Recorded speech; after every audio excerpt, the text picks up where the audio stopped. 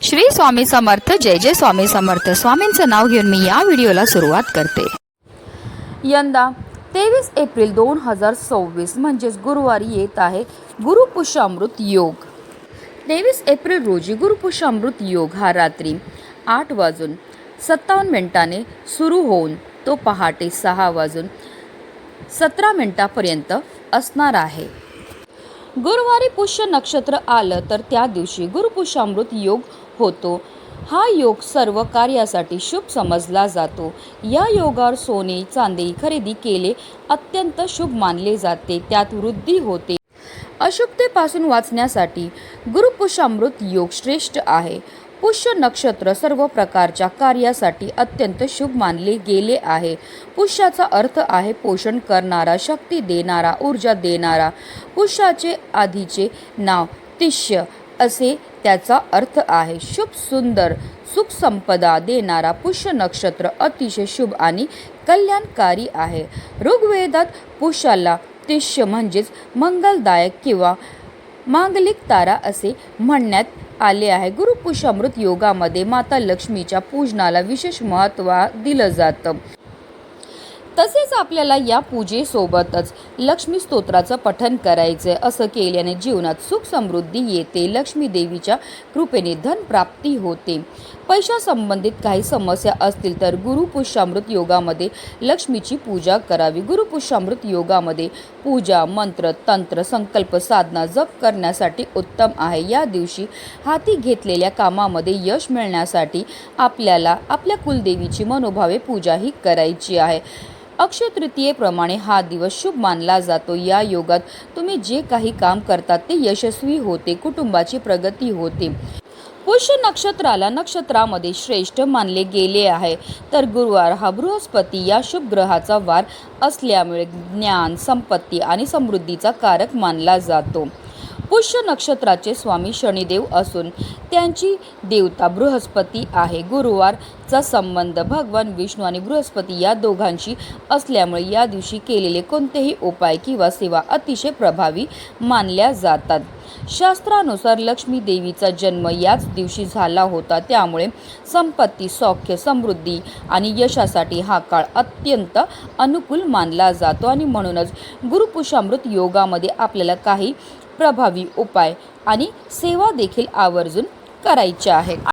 आणि म्हणूनच आज गुरुपुष्यामृत योगामध्ये तुम्ही काही नाही केलं तरीही चालेल, पण संध्याकाळी कापूरसोबत जाळा ही एक वस्तू. ही वस्तू जाळल्यामुळे आपल्या घरामध्ये असणारी जेवढी पण नकारात्मकता, एडापिडा, ग्रहदोष, वास्तुदोष, पितृदोष, शत्रुपिडा तर नष्ट होणारच आहे, पण आपल्या 7 पिढ्यांचं दारिद्र्य नष्ट होऊन आपल्या घराची, आपल्या मुलांची, आपल्या पतीची भरभरून अशी प्रगती होणार आहे. तर ती कोणती वस्तू जाळायची, कोणत्या वेळेत जाळायची त्याबद्दल सविस्तर आणि महत्त्वाची अशी माहिती मी तुम्हाला या व्हिडिओमध्ये देणार आहे. तर व्हिडिओ पूर्ण पहा. आणि जर तुम्ही माझ्या चॅनलवर नवीन असतील तर चॅनलला सबस्क्राईब करा आणि शेजारी बेल आयकॉनसुद्धा प्रेस करा, जेणेकरून तुम्हाला माझ्या नवनवीन व्हिडिओचं नोटिफिकेशन हे मिळत राहील आणि तुम्ही एक पण व्हिडिओ मिस करणार नाही. आणि कमेंटमध्ये ओम नमो भगवते वासुदेवाय नमो लिहायला विसरू नका.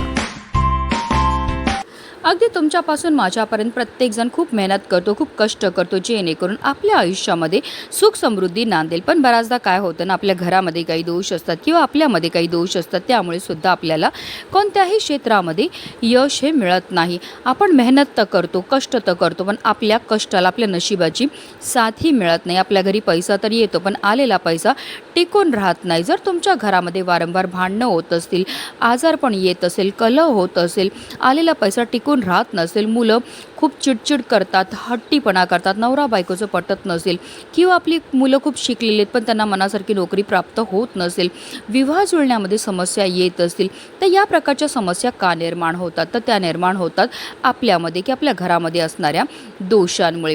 जर आपल्या घरामध्ये वास्तुदोष असेल, पितृदोष असेल, किंवा आपल्याला की आपल्या घराला नजर लागलेली असेल, किंवा आपली ग्रहदशा चांगली नसेल, राहू, केतू, शनी या ग्रहांचे दुष्प्रभाव असतील, तर त्यामुळे सुद्धा आपल्या जीवनामध्ये अशा प्रकारच्या समस्या हा निर्माण होत असतात. आणि जेव्हा अशा ह्या विशेष तिथीला आपण काही प्रभावी उपाय करतो, तर त्यामुळे निश्चितच आपल्याला या सर्व दोषांपासून मुक्तता मिळण्यामध्ये मदतही मिळत असते. आता हा उपाय आपल्याला कधी करायचा, तर हा उपाय आपल्याला संध्याकाळी 6 वाजल्यापासून 7:30ची जी वेळ असते ती माता लक्ष्मीची आगमनाची वेळ असते आणि त्यावेळेमध्ये जर आपण काही विशेष उपाय केले तर त्यामुळे माता लक्ष्मी आपल्यावर प्रसन्न होते आणि तिचं अखंड आगमन आपल्या घरामध्ये होत असतं. पण आता काही कारणास्तव जर तुम्हाला या वेळेमध्ये हा उपाय करणं शक्य नाही झालं तर अगदी तुम्ही रात्री 12 वाजेपर्यंत सुद्धा हा उपाय जो आहे तो करू शकतात. हा उपाय सुरू करायच्या अगोदर सर्वप्रथम देवघरामध्ये दिवा हा प्रज्वलित करून घ्यायचा आहे, कारण कोणतीही सेवा किंवा कोणताही उपाय जर आपण अग्नीच्या साक्षीने केला तर त्यामध्ये आपल्याला निश्चितच सफलताही प्राप्त होत असते. त्याचबरोबर आपल्या सर्व घराचे दरवाजे आणि खिडक्यासुद्धा आपल्याला खोलून घ्यायच्या आहेत, कारण आपल्या घरामध्ये असणारी जेवढी पण नकारात्मकता, एडापिडा, दोष आहेत, अलक्ष्मी तिला आपल्याला घरातनं बाहेर काढून टाकायचं आहे.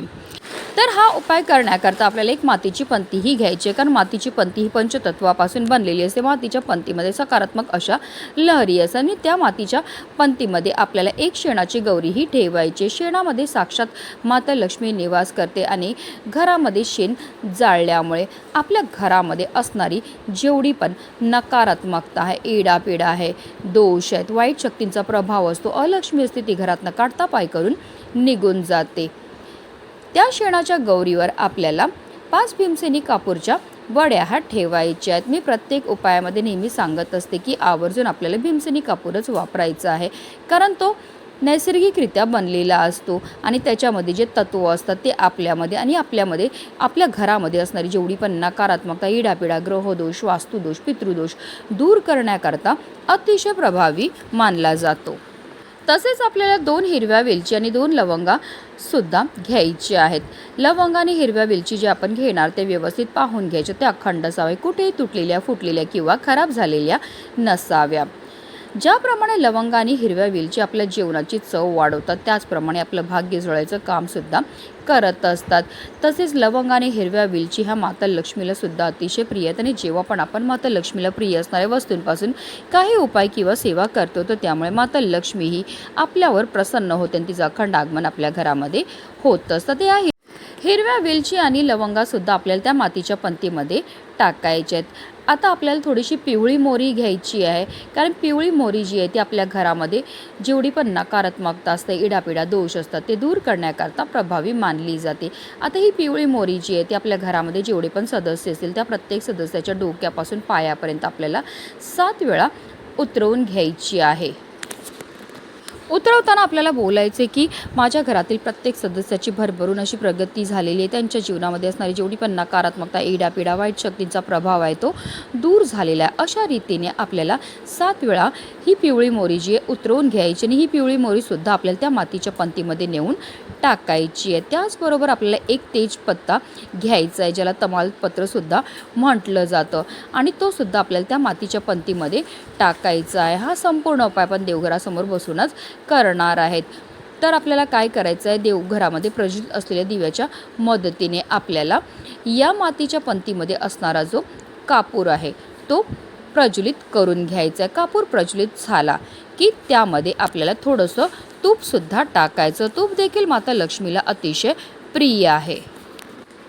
तूप टाकल्यामुळे प्रचंड धूर हा निर्माण होतो. काही वेळाकरता ही मातीची पंती जी आहे ती आपल्याला देवघरामध्येच ठेवायची, त्यानंतर ही मातीची पंती जी आहे ती आपल्याला तिकडनं उचलायची आहे. त्याचबरोबर आपल्याला एक हातामध्ये घंटीसुद्धा घ्यायची आहे.